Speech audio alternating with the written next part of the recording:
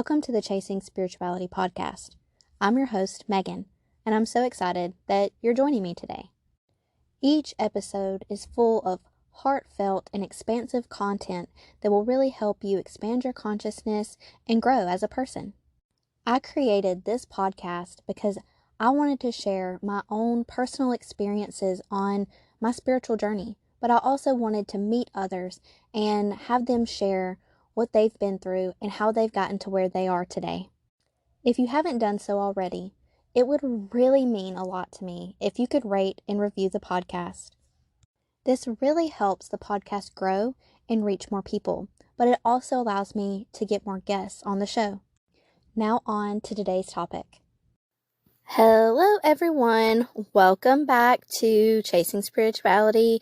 If you're new here, my name is Megan and I am the host and creator of Chasing Spirituality. I'm a psychic medium, a spiritual teacher, astrology enthusiast. I do a lot of things here on the show and I like to talk about a lot of different spiritual topics. So I am happy that you are joining us. If you are a frequent listener of the show, welcome back. I'm super excited that you are here today, and I hope you all are having a wonderful Sunday.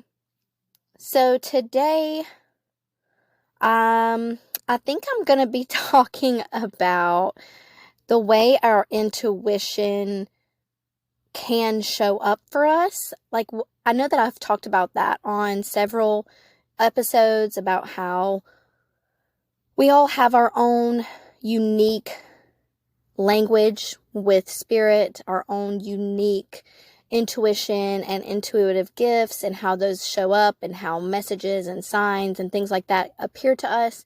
I've talked about that a few different times on the podcast in various episodes, but I think I want to dive a little bit deeper into that and give some examples from clients, from people in the practice circles that I host, as well as from my own personal experience. I think that it's really helpful to see how everyone's intuition is different, because a lot of times working with spiritual teachers or having your own sessions done, watching movies and pop culture and things like that, they kind of depict intuition to be very specific ways, and I have learned that nobody's intuition is the same as anyone else's.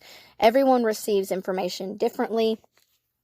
Spirit communicates to us in different ways, and I think that sometimes when we can talk about that and talk about how that information came to us, how it appeared to us, how we got to that conclusion, I think that can really help people understand that it's okay to be different, and it's okay if your intuition speaks to you in a completely different way than someone else's intuition.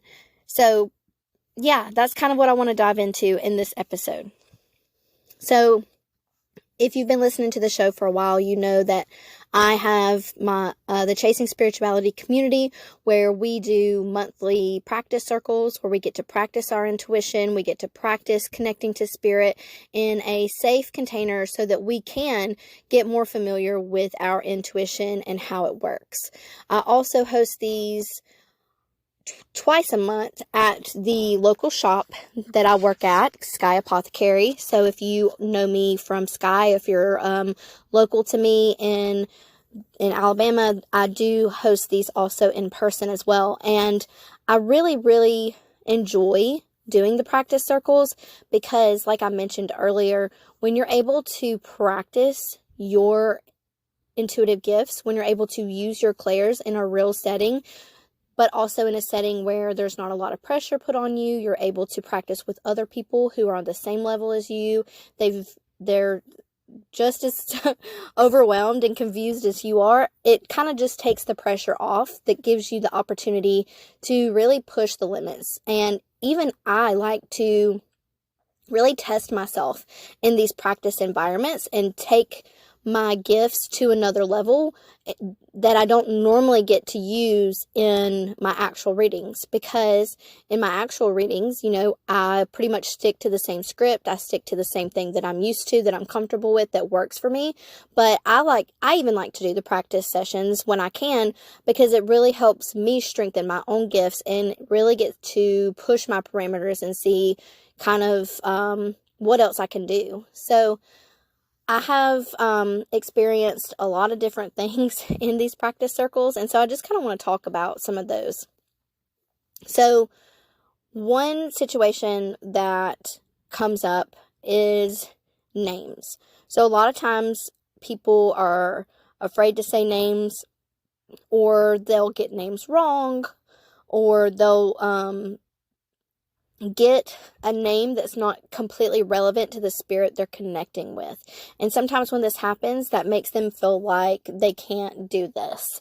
And first of all, I want to say that names are hard for most people, okay?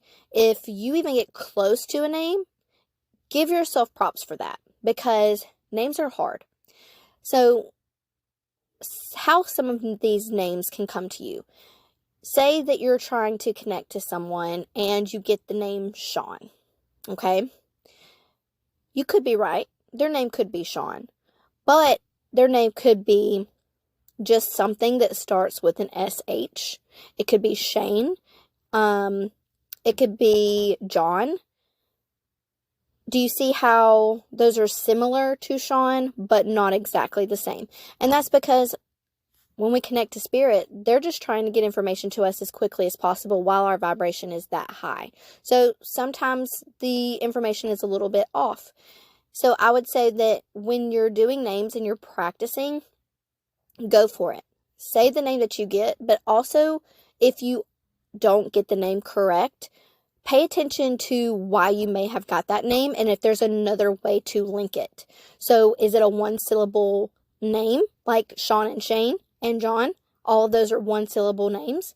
Does the name start with the same letter that you said? So if you said Sean, but the name was actually Shane, you've still got that sh sound, so that's, in my opinion, still really, really close. Another way that names can come to us is sometimes spirit will reference people that we know in our own lives. Instead of giving us a direct name, they may show you an image of someone that you know that has that name, or someone that you know that has a similar name to that. So say you have a brother named Michael, and he randomly pops into your mind when you're doing a reading, you're in a practice session. So you may want to assume that this person's name is Michael, or this person is a brother or a brotherly kind of relationship.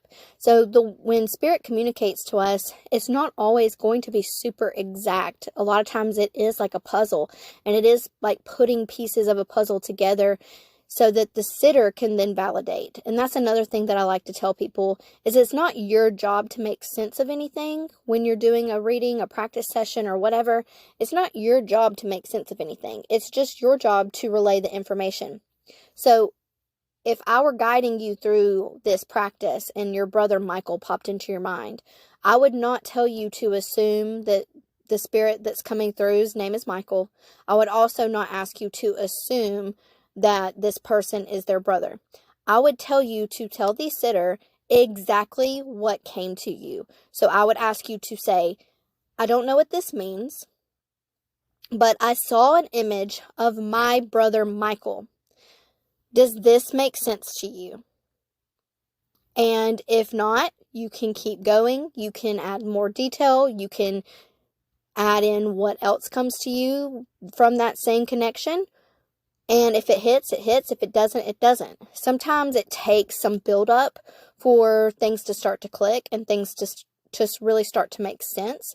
So when you're in the middle of a session, it's really important to pay attention to things exactly the way that they come to you, because spirit is never going to be exact. They're always going to give you information that they can give you at a glance, super quick, super fast. And again, it's not your job to interpret that information. Now, as you advance and as you grow and as you get really, really comfortable with your gifts, sure, you may be able to interpret certain messages a lot easier. But in the beginning, I really like to recommend that you say things exactly how they came to you. So, for an example, say you heard the name Michael. You could just tell them, I hear the name Michael. Does that make sense to you? You don't need to say, hey, Do you know anyone who's passed away that's named Michael? It might not be the name of the person that passed away. That could be their boyfriend or their fiance or their son, and they're just bringing through that name of that person because maybe they were really close to that person, or maybe that person needs some kind of attention brought to them. Maybe they're sick, maybe they're going through something. There's many different things that we don't know.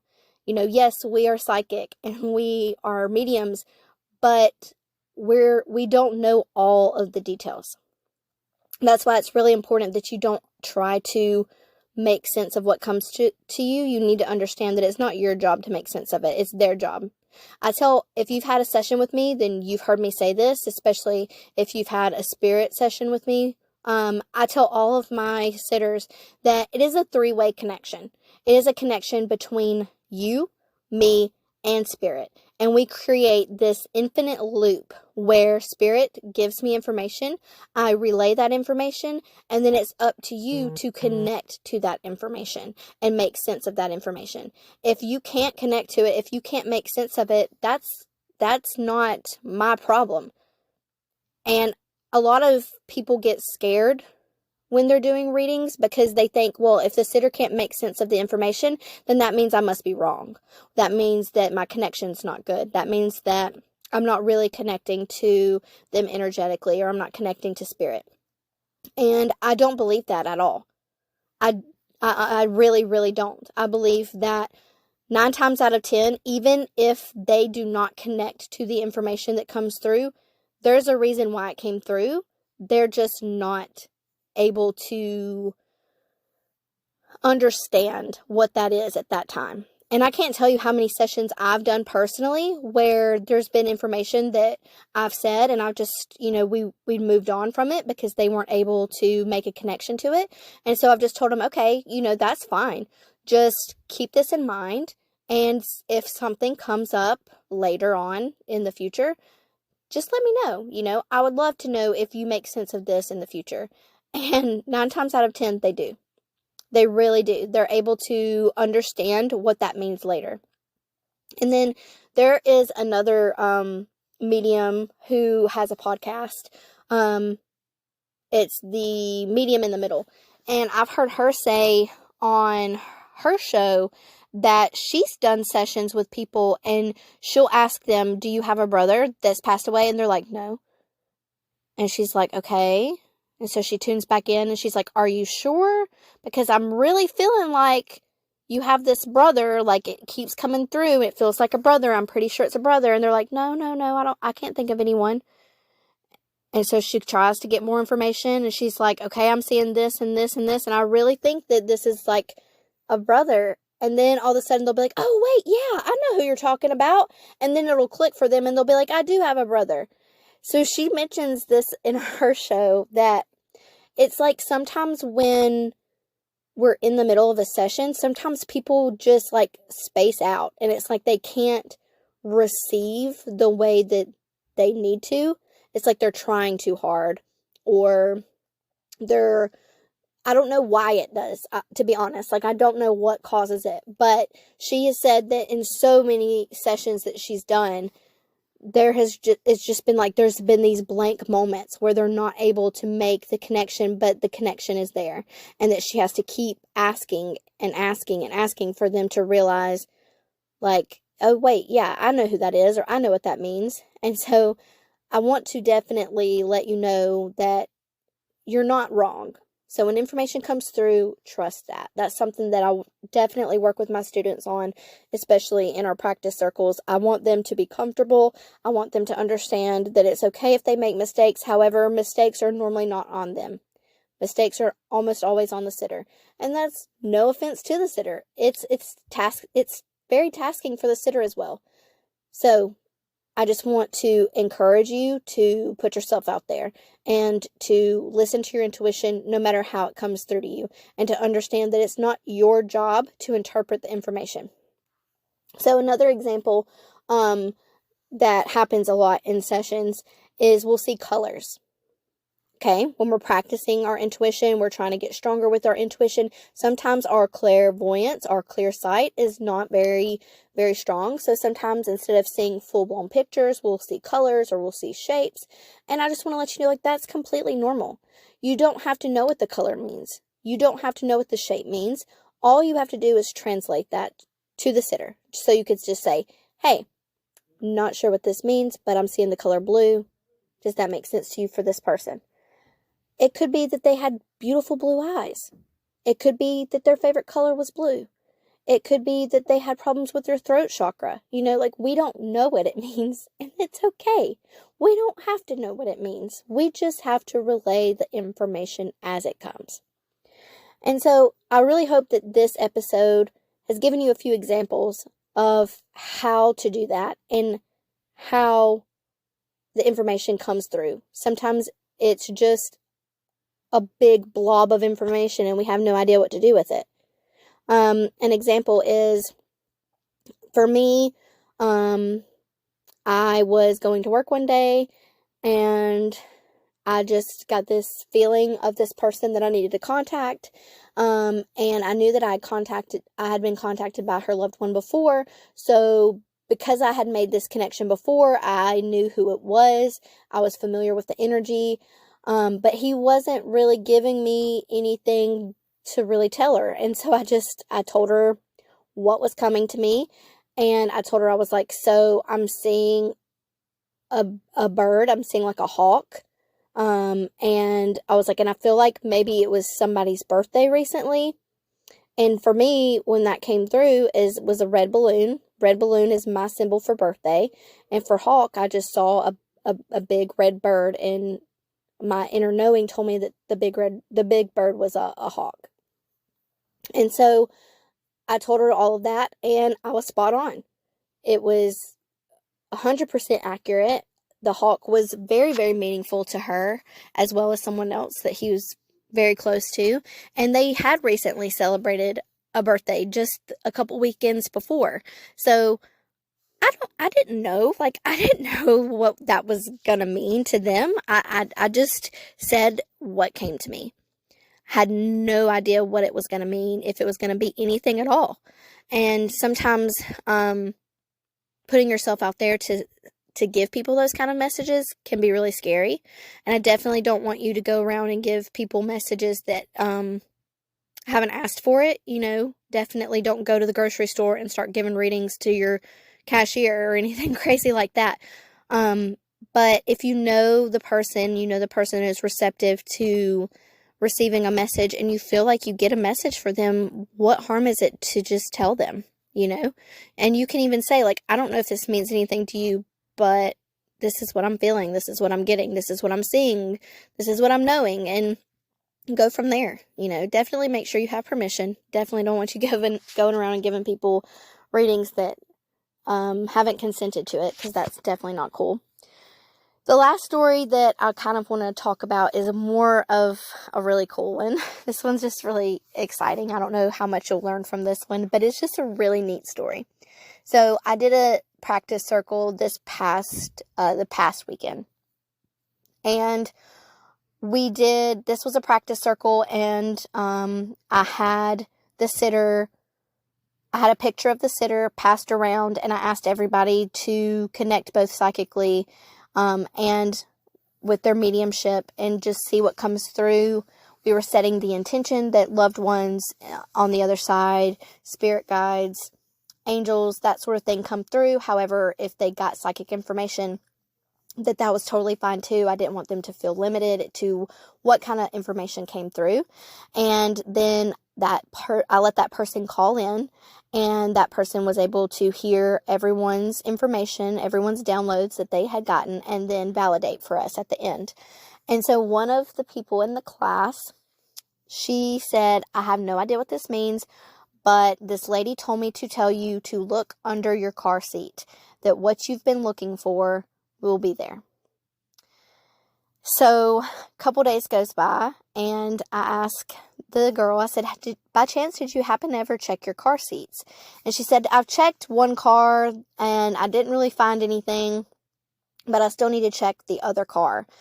And I said, well, do you have any idea what it is that you've been looking for?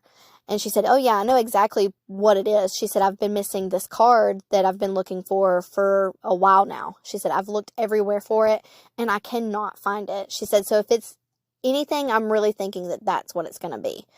And so she texted me today with a picture of the card saying that it was under their other car's car seat. And I was just like, wow, that is insane, because the person wasn't even in the room with us. We just saw a picture of them. We just did a call in. The person who gave that information, they know each other, but not very well. They don't talk on a regular basis. They definitely have never even been inside their car before.